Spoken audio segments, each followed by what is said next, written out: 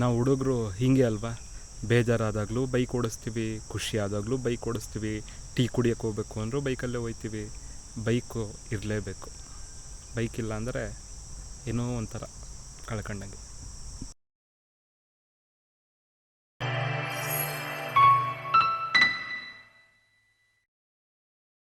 Welcome back to my another video. ಇವತ್ತು ತುಂಬ ದಿನ ಆದಮೇಲೆ ಅಪರೂಪಕ್ಕೆ ಒಂದು ವಿಡಿಯೋ ಮಾಡ್ತಿದ್ದೀನಿ. ಇವತ್ತೇನಪ್ಪ ಸ್ಪೆಷಲು ಅಂದರೆ, ಇವತ್ತು ನಾನು ನಿಮಗೆ ನಮ್ಮ ಮನೆಯ ಅಂಬಾರಿ ಬಗ್ಗೆ ತಿಳಿಸ್ಕೊಡ್ತೀನಿ. ಇವತ್ತು ನಮ್ಮ ಅಂಬಾರಿ ಹೆಚ್ಚು ಕಮ್ಮಿ 50,000 ಕಿಲೋಮೀಟ್ರು ಕಂಪ್ಲೀಟ್ ಮಾಡಿದೆ. ಸೊ ಅದರದ ವಿಶೇಷತೆಗಳನ್ನ ನಾನು ನಿಮಗೆ ಇವತ್ತು ತಿಳಿಸ್ಕೊಡ್ತೀನಿ. ಇದೇ ನಮ್ಮ ಮನೆಯ ಅಂಬಾರಿ ನೋಡಿ.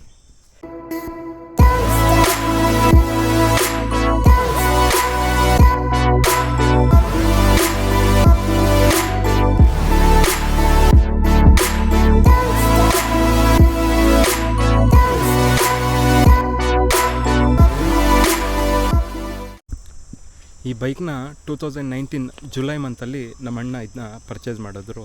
ಇದು ನಮ್ಮ ಮನೆ ಮೊದಲನೇ ಶೋರೂಮ್ ಗಾಡಿಯಾಗಿದೆ. ಇದಕ್ಕಿಂತ ಮುಂಚೆ ಒಂದು ಸ್ಪ್ಲೆಂಡರ್ ಇತ್ತು. ಈ ಗಾಡಿ ತೊಗೊಂಡ್ಮೇಲೆ ಅದನ್ನ ಮಾರಿದ್ವಿ. ಈ ಬೈಕ್ ಫೀಚರ್ಸ್ಗಳ ಬಗ್ಗೆ ಹೇಳಬೇಕು ಅಂದರೆ, ನಂಗೆ ಗೊತ್ತಿರೋಂಗೆ ಈ ಬೈಕ್ ಇಂಜಿನ್ ಬಂದ್ಬಿಟ್ಟು 160.3 ಆಯಿಲ್ ಕೂಲ್ಡ್ ಇಂಜಿನ್ ಬರುತ್ತೆ. ಬೈಕ್ ವೆಯ್ಟ್ ಅರೌಂಡು 152 kgs ಬರುತ್ತೆ. ಸೊ ಒಂದು 12 ಲೀಟ್ರು ಫ್ಯೂಯಲ್ ಟ್ಯಾಂಕ್ ಕೆಪಾಸಿಟಿ ಇದೆ.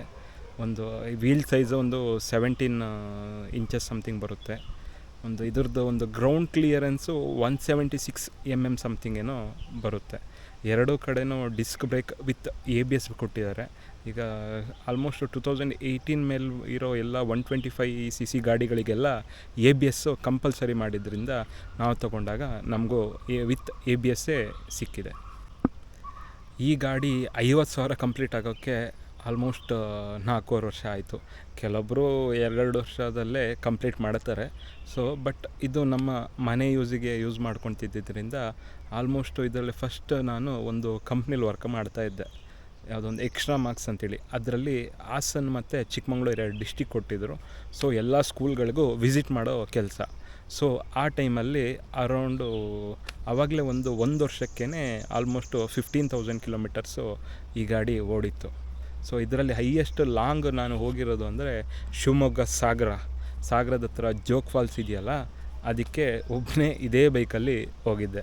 ಅದು ಬಿಟ್ಟರೆ ಆಲ್ಮೋಸ್ಟ್ ಮಂಗಳೂರು, ಕಾಸರಗೋಡು ಸುತ್ತಮುತ್ತ ಎಲ್ಲ ಲಾಂಗ್ ಹೋಗ್ತಾ ಇರ್ತೀವಿ. ಎಲ್ಲರೂ ಟ್ರಿಪ್ ಅಂತ ಬಂದರೆ ಬೈಕಲ್ಲಿ ಹೋಗೋಕ್ಕೆ ನಾನು ಫಸ್ಟು ಪ್ರಿಫರ್ ಮಾಡ್ತೀನಿ.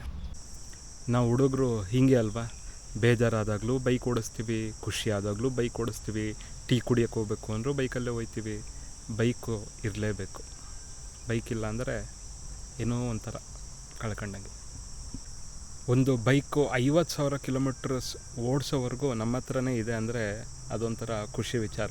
ಯಾಕಂದರೆ ಈಗಿನವರೆಲ್ಲ ಒಂದು 20-25 ಓಡಿಸ್ತಾರೆ, ಬೇರೆಯವ್ರಿಗೆ ಮಾರ್ತಾ ಇರ್ತಾರೆ. ಇನ್ನೊಂದು ಯಾವುದೋ ಹೊಸದು ಬಂತು ಅಂದರೆ ಅದಕ್ಕೆ ಇನ್ವೆಸ್ಟ್ ಮಾಡಿ ತಗೋತಾರೆ.